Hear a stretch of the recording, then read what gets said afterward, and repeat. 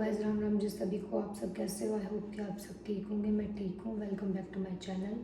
तो आज हम बात करने वाले हैं how to get a house on rent in Canada. तो इंडिया में घर रेंट पे कैसे लेते हैं और कनाडा में कैसे लेते हैं, इनके डिफरेंसेस।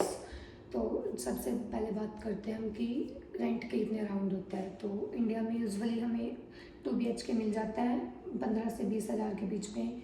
लेकिन यहाँ पे कनाडा में रूल्स बिल्कुल अलग होते हैं। यहाँ पे जो हमें 1 BHK भी, अगर हम 1 बेडरूम हाउस भी लेना चाहेंगे, वो भी 1500 से 2000 पे मिलता है, जो कि इंडिया के 70 से 75 हज़ार के अकॉर्डिंग आसपास हो चुके हैं। और फिर हम बात करेंगे कि यहाँ पे घरों में इंक्लूड क्या क्या होता है। तो इंडिया में घरों में अनफर्निश्ड होता है टोटली, हमें सब कुछ अपना ख़रीदना पड़ता है। जबकि कनाडा में हमारे पास फ्रिज होता है, डिश वॉशर होता है, स्टोव होता है, माइक्रोवेव होता है। और लॉन्ड्री डिपेंड करती है, कई घरों में इनसाइड होती है, कईयों में बेसमेंट में होती है, और कईयों में पूरी बिल्डिंग की एक साथ भी होती है।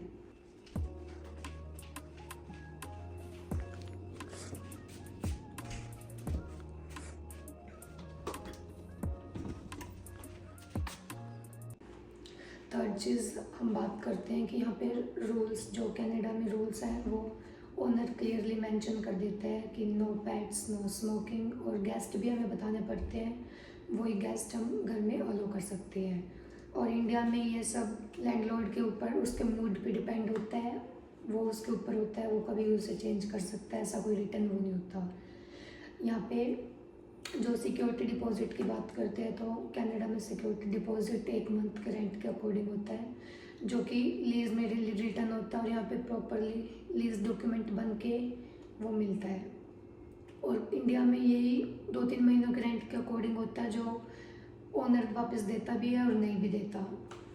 फिर हम बात करते हैं यहाँ पे जो कि हमें रेंट कैसे लेना है। यहाँ पे मतलब ज़्यादातर इंडिया में क्या होता है कि पर्सनली बंदे को जानता हो या कोई रिलेटिव्स हो तो ऐसे घर रेंट पे मिल जाता है। लेकिन यहाँ पे आईडी वेरीफाई होती है पहले, फिर उसके बाद प्रॉपर रिटर्न में लीज शेयर होती है, फिर उस पर साइन होते हैं, फिर कहीं जाके आपको घर मिलता है।